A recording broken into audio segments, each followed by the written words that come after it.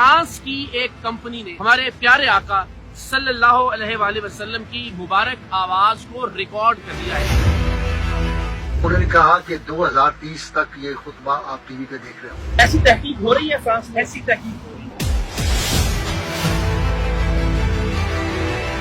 دل میں ایک امنگ جاگ گئی ہے، اب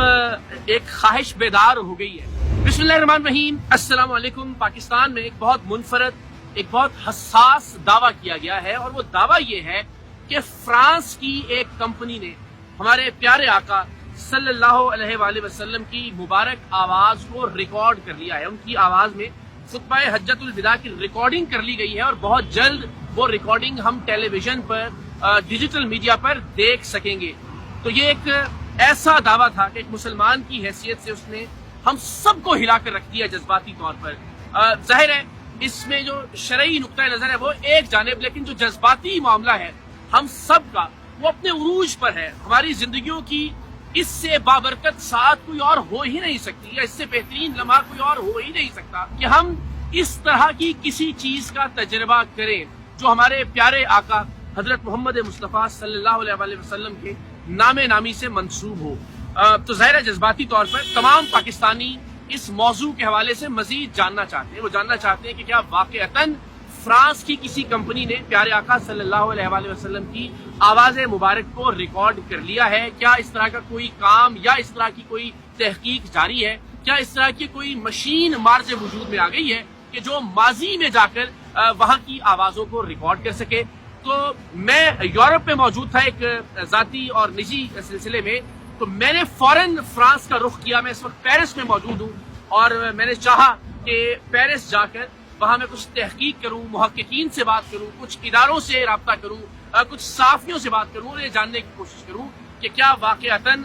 نبی مہربان صلی اللہ علیہ وآلہ وسلم کی مبارک آواز میں خطبہ حجۃ الوداع کی ریکارڈنگ ماضی میں جا کر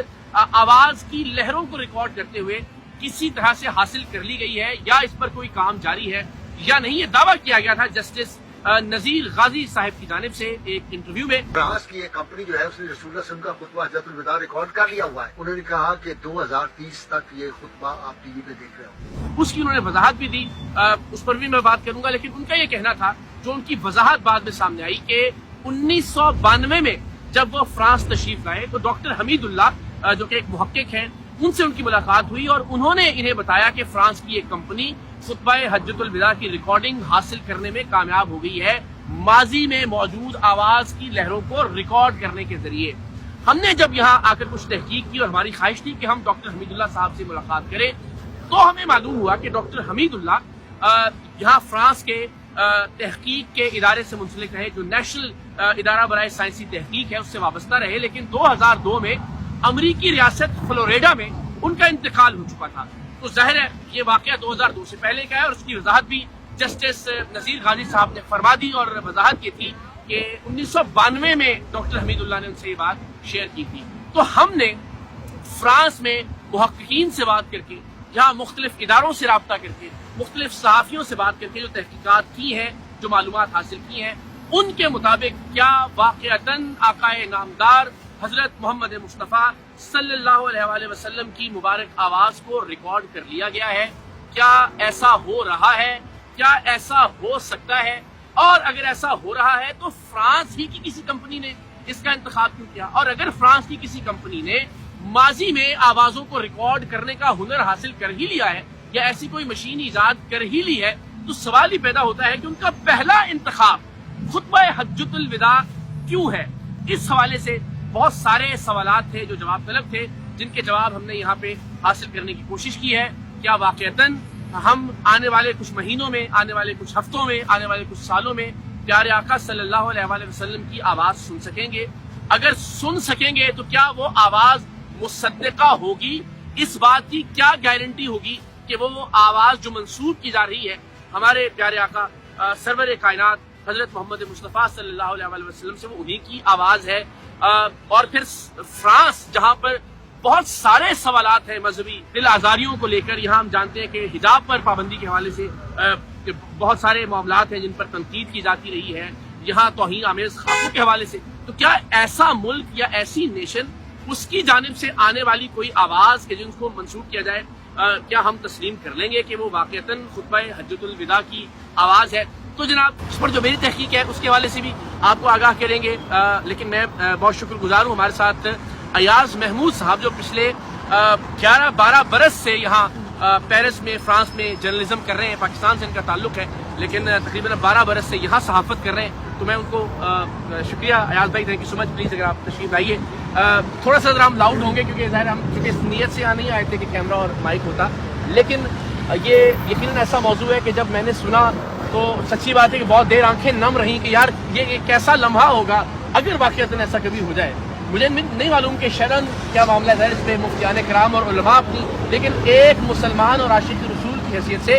میری تو زندگی کا حاصل ہوگا یہ کہ کوئی ایسا لفظ جو پیارے آقا کی زبان مبارک سے نکلا ہو میں سننے کے قابل ہو جاؤں۔ تو سر آپ ذرا بتائیے، میں بھی ذرا عرض کرتا ہوں جو میں نے معلوم کیا، آپ کو میں نے 2 دن پہلے درخواست کی تھی کہ ذرا اس پہ تحقیق کیجیے، تو کیا آپ کی تحقیقات ہے؟ پلیز اگر آپ لوگوں سے شیئر کیجیے۔ بھائی سب سے پہلی بات تو یہ ہے کہ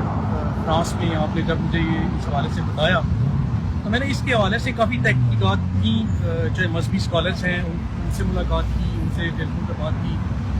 یہاں پہ جو سائنسی ادارے ہیں ان کی جو ویب سائٹس ہیں ان پہ جتنا مواد ہے اور اس حوالے سے آواز کی ریکارڈنگس کے حوالے سے، اور یہ جو ایک انکشاف ہوا کہ بلکہ یہ تو ٹھیک ہے مانا جا سکتا ہے کہ آوازیں جو ہیں وہ ہوا میں موجود رہتی ہیں، جو ہے وہ آپ کیپچر کر سکتے ہیں۔ اس کا امکان موجود ہے؟ اس کا امکان موجود ہے۔ ایسی تحقیق ہو رہی ہے فرانس میں؟ ایسی تحقیق ہو رہی ہے، اچھا ہو رہی ہے، ٹھیک ہے اور یہ ممکن ہے، ٹھیک ہے۔ لیکن اس پہ سوال یہ اٹھتا ہے کہ آپ اربوں آوازوں میں اور 1400 سال پہلے کی جو آپ صلی اللہ علیہ وسلم کی آواز ہے اس کو آپ کیسے ریکارڈ کریں گے؟ یعنی بہت سارے ایسے سوالات ہیں کہ جن کے اگر ہم ادھر دیکھیں تو وہ ایک الگ چیز ہے۔ اچھا، لیکن اس میں میں معافی چاہتا ہوں، خطرہ کلامی ہو رہی ہے کہ اگر یہ ممکن ہے یا جس طرح اس پر ہم ذرا تفصیل سے ایک اور ویلاگ بھی کریں گے کہ یہ تحقیق کی آوازیں ریکارڈ ہو سکتی ہے یا نہیں، یہ کہاں تک پہنچی ہے، لیکن اگر ایسی کوئی تحقیق ہو رہی ہے کہ ماضی میں جو آوازیں تھیں ان کو جو ویوز ہیں ان کو کسی طرح سے ریکارڈ کیا جا سکتا ہے، یا جن آوازوں نے قریب کی چیزوں سے ٹکرا کر اپنا کوئی کمزور سا فٹ پرنٹ چھوڑا ہے اس سے ان آوازوں کا کچھ حاصل کیا جا سکتا ہے ریکارڈ یا نہیں، اگر ایسا ہو بھی تو فرانس جیسے معاشرے میں یا فرانسیسی قوم سب سے پہلے خطبہ حجۃ الوداع کو کیوں ریکارڈ کرنا چاہیے؟ یہ منطقی ہے یا اس پر کوئی تحقیق کیا ہو؟ سب سے پہلا جو پوائنٹ ہے نا وہ یہ ہے کہ اتنے لمبے عرصے تک آپ کی جو آوازیں ہیں نا ان کو کیپچر کرنے کا ابھی تک کوئی جو ہے نا وہ یہاں پہ سامنے نہیں آیا، کہیں سے کوئی ایسے سوال نہیں ہے کہ 1400 سال پہلے کی آوازیں جو ہیں ان کو کیپچر کیا جا سکے۔ چلیں آپ جو ہے وہ قریب میں جا کے ٹھیک ہے اس تک تو ٹھیک ہے، بالکل ذہن بھی مانتا ہے اور سارا ممکن کے امکان بھی ہے، لیکن آپ کہیں کہ 1400 سال پہلے کی آوازیں اور اربوں آوازوں کے درمیان میں ایک ہی خطبہ حجۃ الوداع کو ریکارڈ کر لینا اور آپ صلی اللہ علیہ وسلم کی آواز کو ریکارڈ کر لینا، تو یہ ابھی تک اس کے کوئی امکانات نظر نہیں آ رہے، لیکن ہو سکتا ہے کہ چل کے مستقبل میں، لیکن اس کے لیے کئی 100 برس شاید یہ کچھ یعنی ابھی تک اگر میں بطور صحافی پیرس میں مقیم صحافی کے طور پر آپ سے پوچھوں کہ کیا اس سے قبل آپ نے کوئی ایسی بازگشت یہاں پیرس کی ہواؤں میں فضاؤں میں سنی تھی کہ کوئی ایسی آواز جو ہمارے پیارے آقا سے منسوب ہو اس کو ریکارڈ کرنے کی کوشش کی جا رہی ہے؟ نہیں، ایسا کچھ بھی نہیں سنا تھا آپ نے، بلکہ یہ جو غازی صاحب نے جب یہ اس میں جب انہوں نے اس بات کا ذکر کیا اس کے بعد جیسے آپ نے پہلے آپ نے کہا کہ ہمارے لیے اس سے بڑی اور صادق اور اس کی بات کیا ہو سکتی ہے، تو باقی جب ہم نے یہ بات ساری باتیں ہوئی تو ہماری بھی ایک جو ہے بالکل اس کو تسکین اور وہ جیسے شاید کچھ ایسا ہو رہا ہو اور ہم جیسے گناہ گار، ہم جیسے خطا کار، ہماری سماعتوں سے کوئی ایک ایسا لفظ ٹکرا جائے جو ہماری